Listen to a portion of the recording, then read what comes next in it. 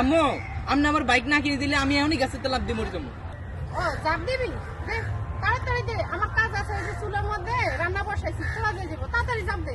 দি মোহর, আমি চলে যাই তাড়াতাড়ি। আমি কিন্তু মজা করতেছি না, আমি সত্যি সত্যি লাফ দিব। আপনি কেমন মা? হ্যাঁ কি করেন লাফ দিলাম? আমি কিন্তু মজা করতেছি না, তুই তাড়াতাড়ি লাভ দে, কামটা সারা, আমি চলে যাইতেছি।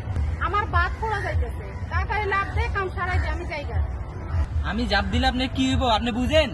আরে তুই জাপ দিলেও যে মরবি, তোর বাইক দিলেও মরবি। তো শুধু শুধু টাকা নষ্ট করার দরকার নাই, তুই এখান থেকে জাপ দিয়ে এখন এসে গেল। ঠিক আছে, বাইক কিনে দিমু, এরপরে তুই অ্যাক্সিডেন্ট করবি, তারপরে মরবি, এত কাহিনীর দরকার আছে? তুই এতে জাপ দে বাবা, তাইলে হচ্ছে।